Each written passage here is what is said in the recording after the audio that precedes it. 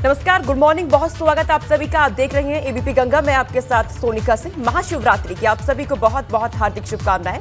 Bulletin की शुरुआत आज की बड़ी खबर के साथ। आज देश भर में महाशिवरात्रि की धूम है। यूपी उत्तराखंड में महाशिवरात्रि को लेकर खास इंतजाम किए गए हैं। शिवालयों में जलाभिषेक की तैयारियां हैं। वहीं शिव भक्त दूर दूर से कावड़ लेकर होली को मना रहे हैं। इसके अलावा वाराणसी समेत पूरे प्रदेश में इस दिन शिव की बारात भी निकाली जाती है। माना जाता है कि इसी दिन भगवान शिव और मां पार्वती की शादी हुई थी और उनकी शादी की सालगिरह को ही शिवरात्रि के रूप में मनाया जाता है। इस खास दिन पर संगम नगरी प्रयागराज में श्रद्धालु माघ मेले में आस्था की डुबकी लगाएंगे और इसी दिन महाशिवरात्रि को लेकर के श्रद्धालुओं का तांता तमाम मंदिरों में आपको नजर आएगा। माघ मेले का समापन भी इसी के साथ आज ही हो जाएगा। तो महाशिवरात्रि में देश भर में धूम देखी जा रही है। तस्वीरें भी लगातार सामने आ रही है। शिव मंदिर जगह जगह सज चुके हैं। एटा की ये तस्वीर आप देखिए, इटावा की तस्वीर आप देखिए। बुलंदशहर में भक्तों के चेहरे पर खुशी लबरेज अलग ही नजर आ रही है। भक्तगण उत्साहित है क्योंकि आज महाशिवरात्रि का पवित्र त्योहार और इसे लेकर के देश भर में धूम देखी जा रही है। भक्तजनों का तांता मंदिरों के बाहर सुबह से ही लगा हुआ है। अपने दिन की शुरुआत भगवान शिव की पूजा अर्चना के साथ आज हर कोई कर रहा है। अलग अलग तस्वीरें सामने आ रही हैं। कावड़ियों पर पुष्प वर्षा की जा रही है। शिव भक्तों का स्वागत। बुलंदशहर की ये तस्वीर आप देखिए, एटा की तस्वीर आपकी टीवी स्क्रीन पर, जहां पर शिव मंदिर को बहुत ही खूबसूरती के साथ सजा दिया गया है। तो महाशिवरात्रि एक पवित्र त्योहार ये है और इसका इंतजार साल भर लोगों को रहता है, भक्तजनों को रहता है। और शिव भक्त जो कि आज बेहद ही उत्साहित है। सुबह से ही मंदिरों के बाहर लोगों की लाइनें लग चुकी हैं भगवान शिव को जल अर्पित करने के लिए। 6 तस्वीर आपकी टीवी स्क्रीन पर, एटा की ये तस्वीर आपकी टीवी स्क्रीन पर, गोरखपुर की तस्वीर जहां पर भव्य तैयारियां की गई हैं। इटावा में ये तस्वीर आप देखिए, कांवड़ियों की ये तस्वीरें। बुलंदशहर की तस्वीर जहां पर कांवड़ियों का भव्य स्वागत किया गया है। उज्जैन की ये तस्वीर आप देखिए, भगवान शिव का भस्म आरती यहाँ पर की जा रही है। प्रयागराज की तस्वीर सामने आई है। तो भगवान शिव के भक्तजनों में आज गजब का उत्साह देखा जा रहा है।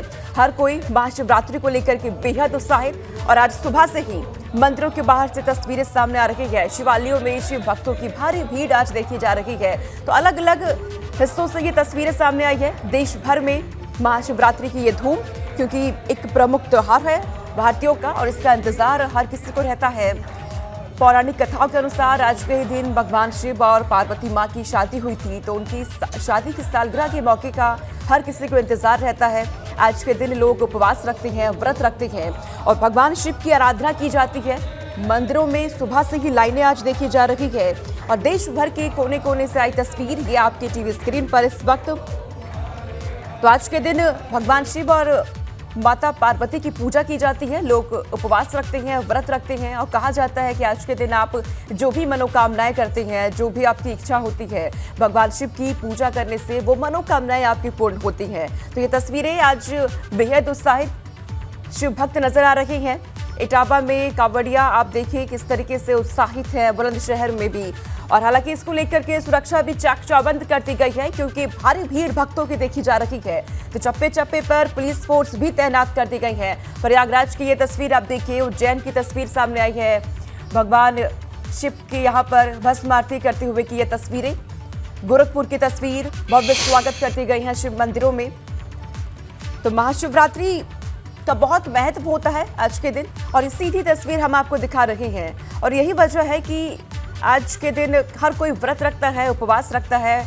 भगवान भोले को बनाने की यहाँ कोशिश होती है। हालांकि कहा जाता है कि भगवान इतने भोले हैं कि आप कोई चढ़ावे से वो तुरंत मान जाते हैं। और देखिए आज की ये पहली तस्वीर, भगवान भोले के जयकारे यहाँ पर लगाए जा रहे हैं। हर हर महादेव और जयकारों से ये पूरा मंदिर यहाँ पर गूंज रहा है और भक्तजन बेहद ही उत्साहित यहाँ नजर आ रहे हैं। और ये गूंज देखिए, यहाँ पर माता पार्वती और भगवान भोले की जय जयकारे लगाई जा रही हैं। पूरा मंदिर गुंजयमान हो गया है। इसे लेकर के भक्तजनों में गजब का उत्साह। पहली तस्वीर आज की सुबह सवेरे की ये तस्वीर है क्योंकि मंदिरों में तांता लग चुका है भक्तों का। लंबी लंबी लाइनें नजर आ रही हैं। मंदिरों में भी भव्य सजावट कर दी गई है भगवान शिव की पूजा अर्चना को लेकर के। तो आज के दिन हर किसी की कोशिश यही है कि मंदिर पहुंचे, भगवान शिव का कि उनकी पूजा अर्चना उनकी करें। और इसी के साथ अपने दिन की शुरुआत, क्योंकि आज उपवास लोग रखते हैं, व्रत रखते हैं। और ये तस्वीर आप देखिए, भव्य सजावट मंदिर में कर दी गई है, लाइनें लगी हैं भक्तजनों की, जयकारे यहाँ पर लगाए जा रहे हैं, हर हर महादेव के ओम नमः शिवाय से ये पूरा मंदिर यहाँ पर गूंज रहा है। और बेहद खूबसूरत ये तस्वीरें सामने आ रही हैं। एक एक करके भक्तजन अंदर प्रवेश कर रहे हैं मंदिर में। सुरक्षा के लिहाज से पुलिस फोर्स वहां पर तैनात है, क्योंकि बहुत भारी भीड़ भक्तजनों की यहां पर नजर आ रही है। और विधि पूर्वक भगवान शिव की पूजा यहाँ पर की जा रही है। कहा जाता है कि आज के दिन भगवान शिव की विधि पूर्वक पूजा करने से सभी मनोकामनाएं पूर्ण होती हैं। वहीं महाशिवरात्रि के मौके पर गोरखपुर में सीएम योगी की शिव साधना देखने को मिलेगी। गोरखपुर में सीएम योगी आज सुबह गोरखनाथ मंदिर में महापूजा करेंगे। भगवान शिव का रुद्राभिषेक करने के बाद पीपीगंज में पिपेश्वर नाथ मंदिर जाकर जलाभिषेक करेंगे। आपको बता दें कि सीएम योगी गोरखपुर के 3 दिवसीय दौरे पर हैं और आज महाशिवरात्रि के मौके पर शिव साधना करते हुए सीएम योगी आदित्यनाथ आज नजर आने वाले हैं। पिपेश्वर नाथ मंदिर में भी जलाभिषेक करेंगे। 3 दिवसीय गोरखपुर दौरा सीएम योगी आदित्यनाथ का। तो मुख्यमंत्री आज भगवान शिव की साधना में लीन रहने वाले हैं। भगवान भोलेनाथ की विशेष पूजा करने वाले हैं आज मुख्यमंत्री योगी आदित्यनाथ। और इसी के साथ उत्तर प्रदेश को लेकर के, उत्तर प्रदेश की उन्नति की कामना उनकी तरफ से की जाएगी भगवान शिव से। तो महाशिवरात्रि का आज विशेष पर्व और इसको लेकर के मुख्यमंत्री योगी आदित्यनाथ विशेष पूजा आज करने जा रहे हैं। गोरखनाथ मंदिर में पूजा अर्चना करते हुए नजर आएंगे।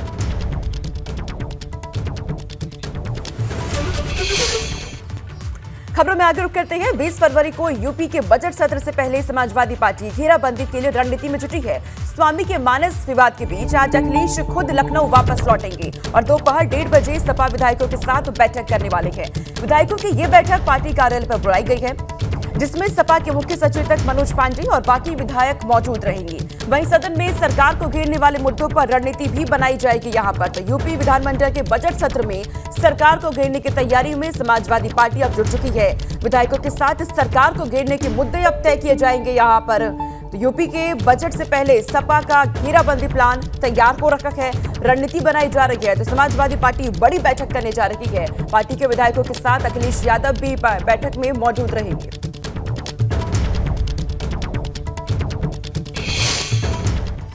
और अब चित्रकूट से बड़ी खबर सामने आ रही है। अब्बास की पत्नी निखत से दोबारा पूछताछ करेगी पुलिस। निखत अंसारी की पुलिस रिमांड का दूसरा दिन आज है।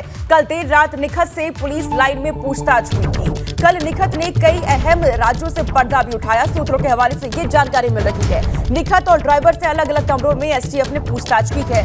कल पूछताछ के वक्त मानसिक तनाव के कारण निखत अंसारी से पूछताछ बंद कर दी गई थी।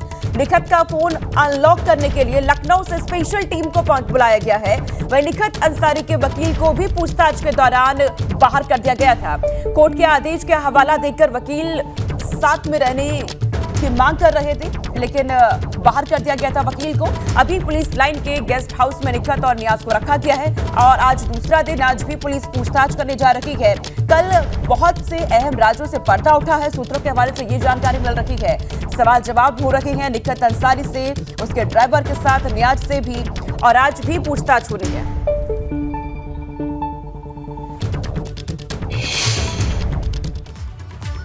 और अब अगली बड़ी खबर रामपुर से मिल रही है। विधायक के जाने के बाद अब्दुल्ला को एक और बड़ा झटका यहां लगा है। अब्दुल्ला आजम के वोट डालने का अधिकार खत्म हो गया। मतदाता सूची से अब्दुल्ला आजम का नाम काट दिया गया है। भाजपा विधायक आकाश सक्सेना ने मांग की थी, निर्वाचन रजिस्ट्रेशन अधिकारी को पत्र लिख करके मांग की गई थी वोट का अधिकार खत्म करने की। अब्दुल्ला आजम की मतदाता सूची से नाम हटाने की मांग हो रही थी। आरपी एक्ट की धारा 16 के तहत अब्दुल्ला आजम का नाम काटा गया है। भाजपा विधायक आकाश सक्सेना ने निर्वाचन अधिकारी को इसके लिए पत्र भी लिखा था और यहां पर अब्दुल्ला आजम को एक और बड़ा झटका लग गया है।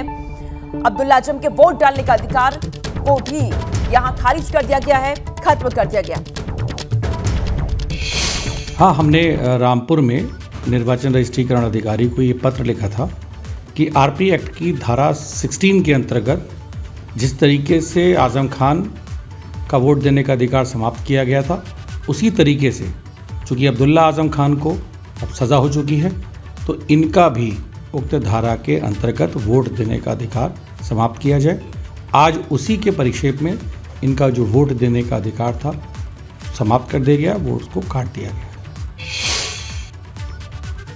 और अब अब बात उस खबर की जिस पर सूबे की सियासत में हलचल बढ़ गई है और यूपी के मंत्री पर सवाल खड़े हो गए हैं, जिसके बाद खुद राकेश सचान को सफाई देनी पड़ी है।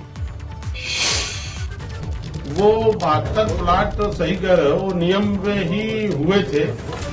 जब हमें जानकारी हुई, पहले मीडिया के लोगों ने ही बताया, तो हमने पूछा अपने, हालांकि मैं 3 बैठकें मैंने की यहाँ पर, और मैंने कहा कि सबको नोटिस दिए, जिन्होंने अपना उद्यम नहीं लगाया उनके प्लाट निरस्त किए जाएंगे।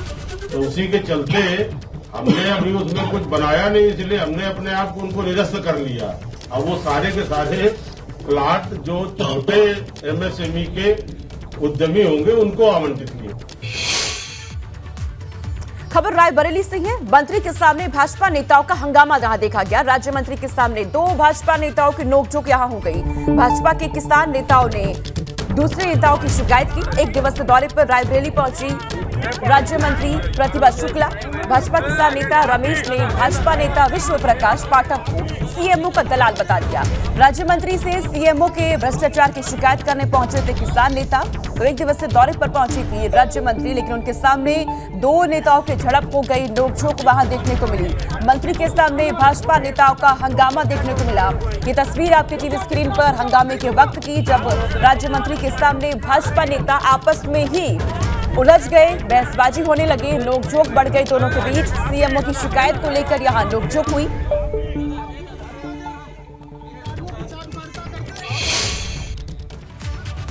और अब खबर बिजनौर से। पेट्रोल पंप पर चालू बाइक में पेट्रोल डालना भारी पड़ गया। पेट्रोल डलवाते वक्त बाइक में अचानक से आग लग गई। बाइक सवार युवक ने भाग करके अपनी जान बचाई। कुछ ही देर में पूरी तरह से आग का गोला बन गई ये बाइक। बिजनौर में चांदपुर के हाशमी पेट्रोल पंप का ये पूरा मामला। तस्वीर आप देखिए, चंद ही मिनटों में पूरी की पूरी बाइक यहां जल करके खाक हो गई और आग के गोले में यहां तब्दील हो जाती है। गनीमत रही कि इस पर मौजूद युवक ने भाग करके अपनी जान बचा ली। लेकिन बिजनौर में चांदपुर के हाशमी पेट्रोल पंप से ये मामला देखने को मिला है, जहां एक युवक पेट्रोल डलवाने के लिए जाता है, लेकिन अचानक से गाड़ी में, बाइक में यह आग लग जाती है। तो ऐसे में आप भी बहुत सावधान रहिए। पेट्रोल डालते वक्त बाइक में अचानक से यहां आग लग गई। बाइक सवार युवक ने हालांकि भाग करके अपनी जान बचा ली, लेकिन बाइक यहां आग का गोला बन गई। उसके बाद पूरी तरीके से राख हो गई।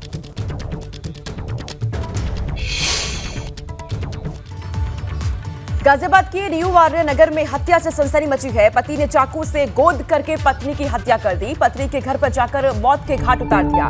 दोनों के बीच शादी के बाद मनमुटाव चल रहा था। हत्या के बाद फरार पति की तलाश में पुलिस यहां जुट चुकी है। गाजियाबाद से ये खबर। पति ने चाकू से गोद कर पत्नी को मौत के घाट उतार दिया।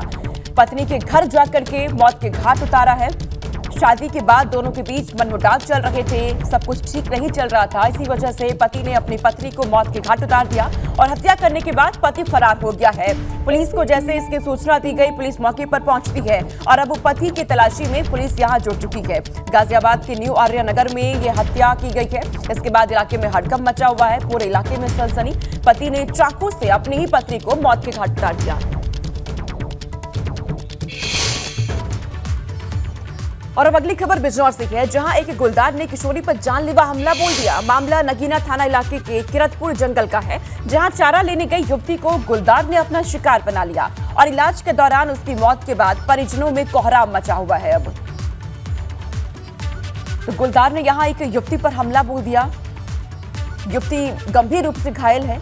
चारा लेने गई थी ये युवती, लेकिन अचानक से गुलदार ने यहां हमला बोल दिया और देखिए युवती की यहां मौत भी हो गई है।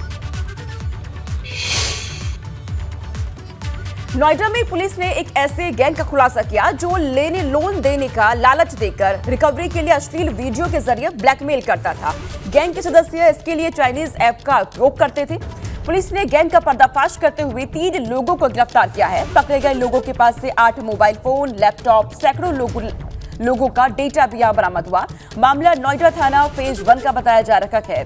तो शातिर गैंग का पर्दाफाश यहां पुलिस की तरफ से किया गया। लोन देने का लालच देकर ब्लैकमेल करते थे, अश्लील वीडियो बनाया करते थे।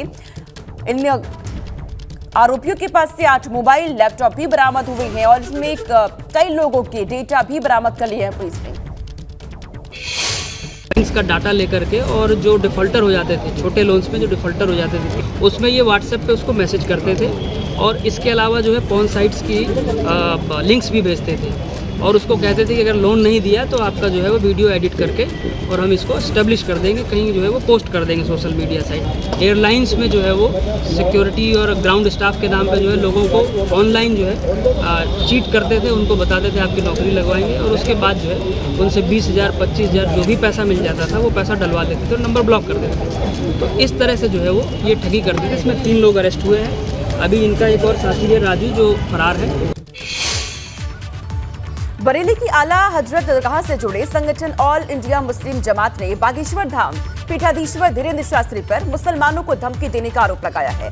जमात के अध्यक्ष मौलाना शहाबुद्दीन ने कहा कि बागेश्वर धाम पीठाधीश्वर देश को तोड़ने की योजना बना रहे हैं और मुसलमानों को पाकिस्तान जाने की धमकी दे रहे हैं। मौलाना ने मुसलमानों से भी बागेश्वर धाम आश्रम में न जाने की अपील की है।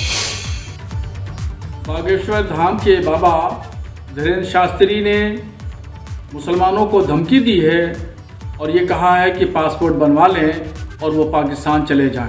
ये उनकी बातें देश को तोड़ने वाली हैं और देश में नफरत फैलाने वाली हैं और मुसलमानों को धमकी देने का क्या मतलब है।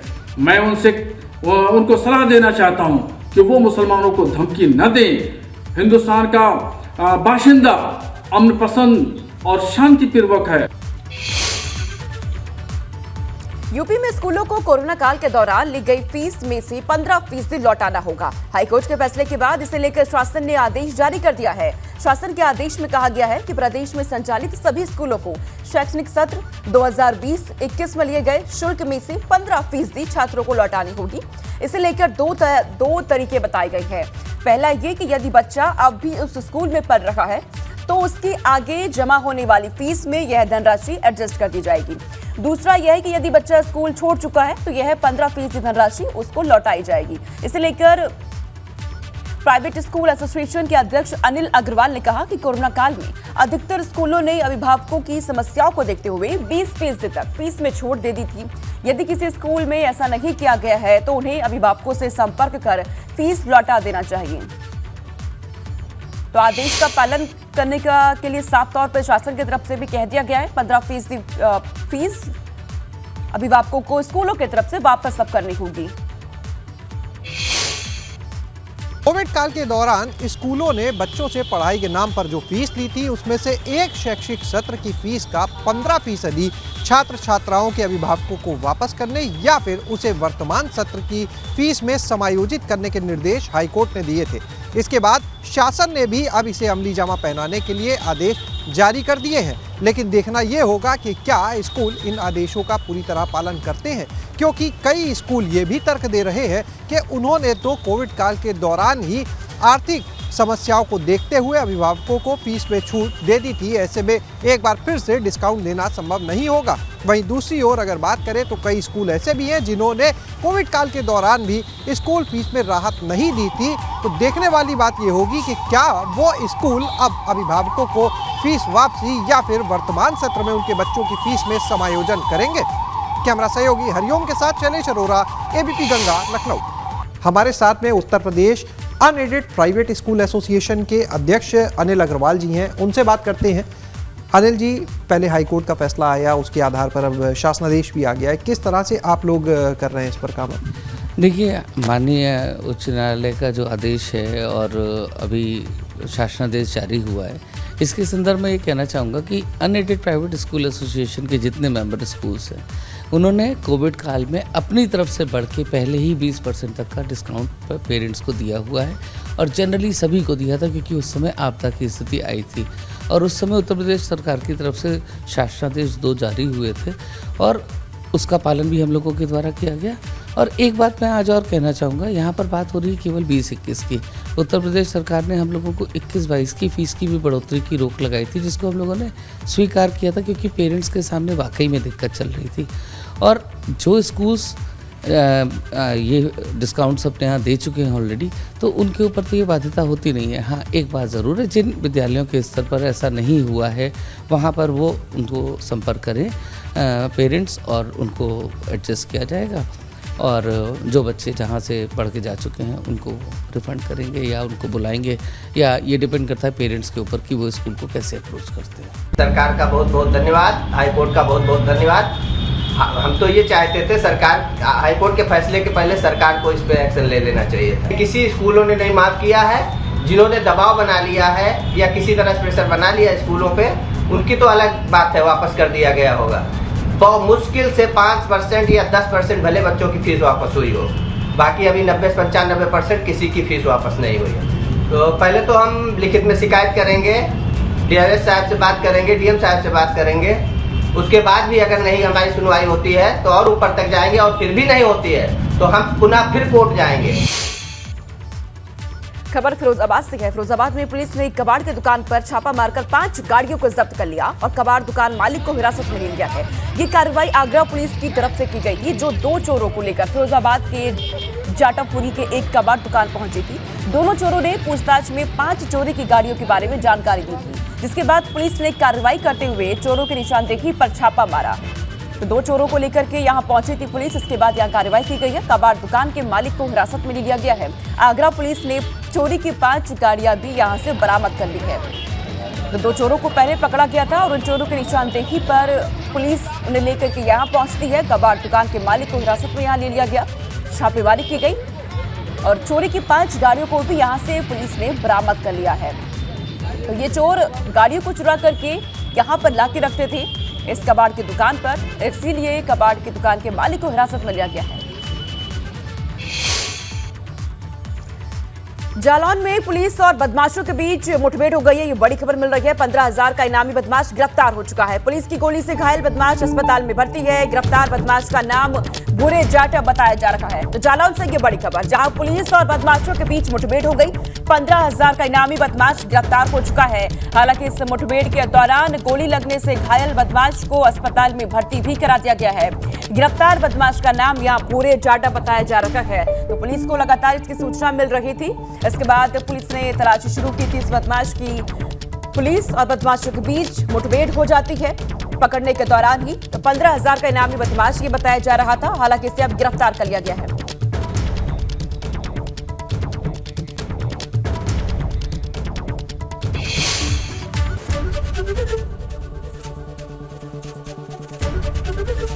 ABP गंगा, खबर आपकी, जुबान आपकी।